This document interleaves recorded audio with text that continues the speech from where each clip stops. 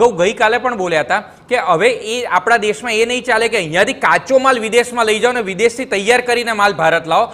ભારતની અંદર તમારે કંપની નાખવી પડશે. એનો ક્લિયર કટ મતલબ થાય કે વિદેશની કંપની જે છે એને ધંધો કરવો છે તે ભારતમાં આવે, ભારતમાં પ્લાન્ટ નાખે, ભારતના યુવાનને રોજગારી આપે, ભારત સરકારને ટેક્સ ચૂકવે, એ ટેક્સમાંથી સરકારે વિવિધ લોક કલ્યાણની સ્કીમો મૂકે અને જે પ્રોડક્શન કરે એની ઉપર મેક ઇન ઇન્ડિયા લખાતું હોય ને પછી દેશ અને વિદેશની અંદર વેચાણ કરે. એટલે કે મેન્યુફેક્ચરિંગ ઉપર સરકારનું કેટલું ફોકસ છે. એટલા માટે MSMEની જે વ્યાખ્યા ફિકી એસોચેમની વર્ષોની ડિમાન્ડ હતી એમાં પહેલા પણ સુધારો કર્યો, આ વખતે પણ સુધારો કર્યો. જે ટેરરિઝમની ચોક્કસ ટ્રમ્પની વાત યાદ કરવી પડે કે લાગે છે કે હવે ટેક્સ ટેરરિઝમ ઇન્ડિયા નથી, આ સંકેત પણ જે પેલું ફેક્ટર ટ્રમ્પ ફેક્ટર આપણી ઇકોનોમીને અસર કરવાનું છે ત્યાં સુધી પહોંચવાનો પ્રયત્ન છે. આ ડોનાલ્ડ ટ્રમ્પ જે છે ને એની દાદાગીરી કહો કે દોંગાઈ કહો કે નાગાઈ કહો કે ડોન સ્ટાઇલ છે, એને ગઈ વખતે અરુણ જેટલી જ્યારે ફાઇનાન્સ મિનિસ્ટર હતા ને ત્યારે એણે એવું કીધું કે હાર્લે ડેવિડસન છે ને એના પર ટેક્સ તમે ઝીરો કરી નાખો.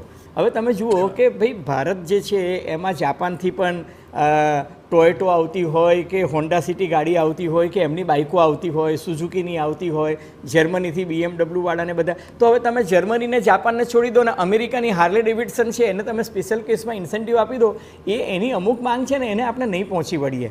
એક વાસ્તવિકતા આપણે સ્વીકારવી પડે. પરંતુ તમે જુઓ કે એણે આજથી, આજે 1 ફેબ્રુઆરી છે એટલે કહું છું, આજથી એને કેનેડા અને મેક્સિકો પર 10% ટેરિફ વધારી દીધો છે.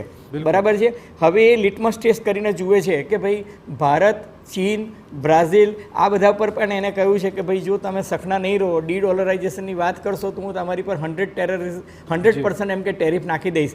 એટલે એ છે ને હી ઇઝ ટેસ્ટિંગ વોટર. એની દાદાગીરી તમે જુઓ એ કે પનામા કેનાલ જે છે એ હવે અમારી થઈ જશે, અમેરિકા કબજો લઈ લેશે, ગ્રીનલેન્ડ અમે લઈ લઈશું, કેનેડાને અમે 52મું સ્ટેટ બનાવી દઈશું, ગલ્ફ ઓફ મેક્સિકો છે ગલ્ફ ઓફ અમેરિકા થઈ જશે. આ બધી વસ્તુ ના હું તમને કહું, તમે એને ગમે તેટલું અત્યારે ધરશો ને તાસક પર જો માથું કાપીને પણ આપી દો ને તો એવું કહેશે કે આમાં સાહેબ લોહીનું ટપકું દેખાય છે. એટલે તમે છે ને ડોનાલ્ડ ટ્રમ્પ જે છે એને કઈ રીતના નેગોશિએટ કરવું ને એ અત્યારે બહુ જ અઘરું છે. એટલે એને છે ને તબક્કાવાર જ કરી શકાય. પણ એટલું ચોક્કસ કહી શકાય કે ટેક્સ ટેરરિઝમનો જે થપ્પો ભારત પર હતો, હું ગઈકાલે રાત્રે જ એક ડેટા વાંચતો હતો તો ભારત જે છે વર્લ્ડમાં ટેક્સની દ્રષ્ટિએ 3જા નંબરે આવે છે. 3rd હાઈએસ્ટ ટેક્સ જે છે એ ભારતમાં લેવાય છે. હવે ડેનમાર્ક જે છે તમે ડેનમાર્કને નંબર 1 પર મૂકો પણ ડેનમાર્કમાં સોશિયલ સિક્યુરિટી જે છે એ ગજબની છે. તો એ ડેનમાર્ક સાથે આપણે નથી. હકીકત એ છે કે ભારતમાં ટેક્સ ટેરરિઝમની વાત જે કરતા હતા એ સાચી જ હતી, કારણ કે લગભગ આપણે ત્યાં ટેક્સ જે છે ઇમ્પોઝ થતો તો એ 3જા નંબરે છે વર્લ્ડમાં આજે પણ. હવે આજે કદાચ ઘટીને 5મો આવશે કે 7મો આવશે મને ખબર નથી, પણ એમાં રાહત આપીને ગરીબ અને મધ્યમ વર્ગને રાહત આપી એ ચોક્કસ છે. અને પોલિટિકલ સ્ટેટમેન્ટ જે શિવાંગી કહેતી હતી એ વાત સાચી છે. મધુબની સાડી પહેરીને તમે આવો, તમે પટના એરપોર્ટનું એક્સપાન્શન કરવાની વાત કરો. એટલે બિહાર અને દિલ્હી ઇલેક્શન જે છે એને પણ કેન્દ્રમાં રાખ્યું છે, એમાં કોઈ જ બેમત નથી. અને બજેટ અલ્ટિમેટલી એક પોલિટિકલ સ્ટેટમેન્ટ જ હોય છે કે ભાઈ મારી પોલિસી પ્રમાણે એને આનુષંગિક સુધારા વધારા કરું કે કેમ. એમાં હું કંઈ ભાજપનો દોષ જોતો નથી, પણ એ લોકોએ પોલિટિકલી કરેક્ટ ડિસિઝન લીધા છે અને મધ્યમ વર્ગ અને ગરીબ લોકોને ખુશ કરવાની કોશિશ કરી છે. આમ તો કોંગ્રેસની ઘણી માંગ હોય છે કે મધ્યમ વર્ગ ક્યાં છે, માત્ર ઉદ્યોગો ફોકસ છે.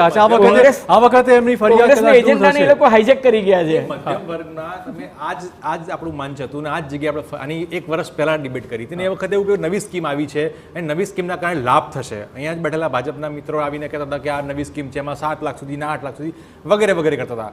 એ પછીનો જે હમણાં લેટેસ્ટ આંકડો એવું કહે છે કે કોર્પોરેટ ટેક્સ ઓછો છે અને આપણો ઇન્ડિવિડ્યુઅલ ટેક્સ વધી ગયો છે. જો ખરેખર ટેક્સમાં રાહત મળી હોય તો એના જે પે કરનારા પેઈ છે, જે એસઆઈની છે એ ઘટવા જોઈએ, એની જગ્યાએ વધી ગયા અને તમારી પર જે બોજ હતો એ વધી ગયો. મધ્યમ વર્ગ એટલો સારો વ્યક્તિ છે કે જે ટેક્સ ભરવા રાજી છે. તમે કો ટેક્સ આપી જ દઈએ, તમે કો પોપકોર્નમાં અલગ 3 અલગ ટેક્સ ભાઈ આપી દઈશું તમને, દૂધમાં અલગ, દહીંમાં અલગ ને માખણમાં અલગ આપી દઈશું, પરાઠામાં અલગ, રોટલીમાં અલગ આપી દઈશું. પણ એના પછી અમારું શું? જે પ્રકારે સાયન્ટિફિક ફ્રેમવર્ક ઇન ઇકોનોમી હોવું જોઈએ, જે ખરેખર એક વાત હોવી જોઈએ કે જેના કારણે લોકોના ખિસ્સામાં શું આવશે એ આખી વાત હતી. હું MSMEની વાત કરું, MSMEનું જે ચિત્ર આખા ભારતમાં છે ને એમાં ગુજરાતની સ્પેસિફિક વાત કરીએ આપણે કે ગુજરાતમાં MSMEમાં મહિલાઓનું પ્રતિનિધિત્વ એટલે ભાગીદારી કેટલી છે? માત્ર 16.32%. એટલે વિચાર કરો 100 લોકો કામ કરતા એમાં ખાલી 100 લોકો કામ કરતા માત્ર 16 મહિલાઓ કામ કરી રહી છે. એટલે આ દર્શાવે છે કે ખરેખર જે લોકોનું અંદર પ્રતિનિધિત્વ હોવું જોઈએ એને મળવું જોઈએ. અને ખરેખર ઇન્વેસ્ટમેન્ટ કરતાં તમારા બજેટમાં આસિસ્ટન્ટને વધારે પ્રાવધાન હોવું જોઈએ.